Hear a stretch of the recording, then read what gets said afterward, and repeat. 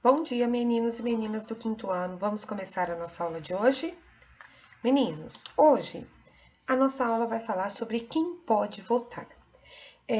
O voto, existem dois tipos de votos: o voto facultativo e o voto obrigatório. O facultativo é aquele que a pessoa pode votar, mas ela não é obrigada.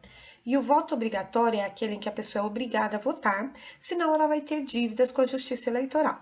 Vamos entender cada um desses votos. Os jovens que têm 16 ou 17 anos, eles podem votar, mas não são obrigados. Então, eles pertencem ao grupo do voto facultativo, vota se quiser. Se não votar, não tem problema nenhum problema. Os idosos com mais de 70 anos, eles também não são mais obrigados a votar, mas se eles quiserem votar, também podem votar. Agora, as pessoas que têm mais de 18 anos ou menos de 70, o voto é um dever, ou seja, elas são obrigadas a votar. Caso elas não votem, elas têm que procurar a Justiça Eleitoral, procurar um cartório eleitoral para justificar por qual motivo ela não votou. E aí ela vai ganhar um documento, assinar um documento, que é a justificativa, e caso ela não procure a Justiça Eleitoral para poder explicar o motivo pelo qual ela não votou, ela pode ter até o CPF bloqueado, porque ela está em débito com a Justiça Eleitoral. Para votar, você precisa ter um documento que é chamado de título do eleitor. É esse documento verdinho aqui que vocês estão vendo nesta imagem, né? Esse documento é que você tem que apresentá-lo no momento em que você vai votar. Para as próximas eleições, não será mais necessário o uso do título de eleitor. Por quê? Porque eles cadastraram a biometria, ou seja, digital. Então, você vai chegar na escola para votar, né, na sua sessão, você vai colocar a sua digital e aí já vai aparecer os seus dados. Mas até as eleições passadas, o uso, a apresentação do título do eleitor, juntamente com o documento de foto, com foto, era necessária. E a contagem dos votos? Como é feita? Há muito tempo atrás, as eleições eram feitas assim: as pessoas votavam num papel e colocavam dentro de uma urna. Esta urna, ela era levada pelas agências do correio até Brasília, e lá em Brasília as pessoas contavam um por um os votos deste papel. Era um sistema muito demorado e demorava, e assim, ia cerca de 30, 40 dias para saber quem era o novo presidente do Brasil. Atualmente, as pessoas votam na urna eletrônica, todos os dados, toda a contagem de votos fica armazenada em um chip que é levado para Brasília, mas a contagem é feita pelos computadores e em menos de 24 horas nós já conseguimos saber quem é o novo presidente, os deputados, senadores e governadores. Continuando, vamos falar sobre a Justiça Eleitoral. A Justiça Eleitoral, representada pelos cartórios eleitorais, para quem não conhece, esse aqui é o cartório eleitoral de Guaíra. Ele fica ali na Avenida 11, né, com as ruas 18 e 20. A Justiça Eleitoral, ela é encarregada de organizar as eleições. Então, de procurar as escolas, escolher as pessoas que vão trabalhar durante as eleições, fiscalizar para que não haja nenhum tipo de corrupção durante as eleições, justificar as pessoas, fazer a justificativa para as pessoas que não podem votar, tudo que está relacionado às eleições, à escolha de novo presidente, governador, senador, representantes do governo, é organizado pela Justiça Eleitoral. Se houver algum crime no dia da eleição, é a Justiça Eleitoral que vai resolver. Então, a Justiça Eleitoral, ela cuida de tudo que está relacionado às eleições, ok?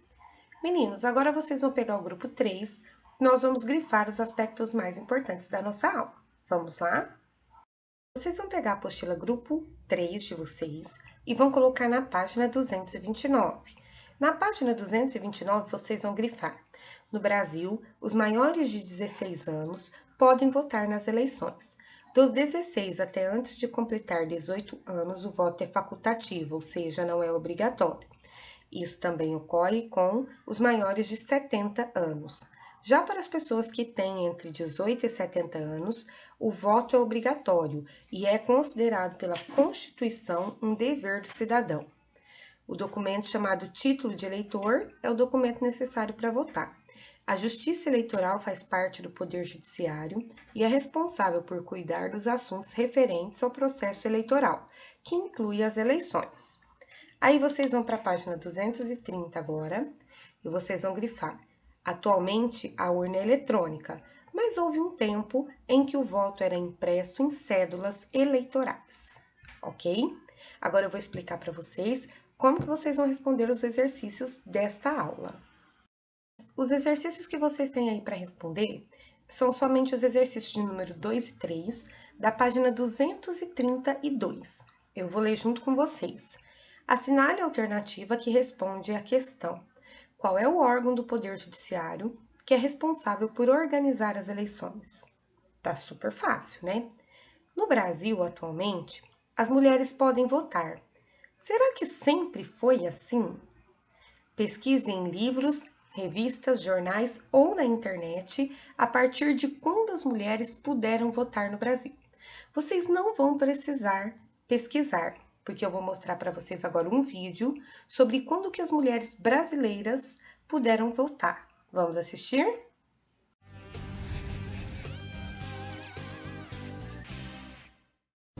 No Brasil de hoje, homens e mulheres têm os mesmos direitos garantidos por lei, mas nem sempre foi assim. No passado, as mulheres não podiam votar. Só em 1932, com a nova legislação eleitoral, as brasileiras conquistaram o direito de votar e serem votadas. Mas apenas as mulheres casadas e com autorização do marido poderiam exercer essa garantia. A primeira mulher a exercer o direito do voto teve essa conquista muito antes de 1932. Celina Guimarães Viana aproveitou que o Rio Grande do Norte foi o primeiro estado a aplicar a lei que estabelecia as regras para o alistamento eleitoral. Mesmo assim, o voto dela foi anulado por uma decisão do Senado. Só em 1946, o voto se tornou obrigatório para as mulheres e com as mesmas garantias dos homens.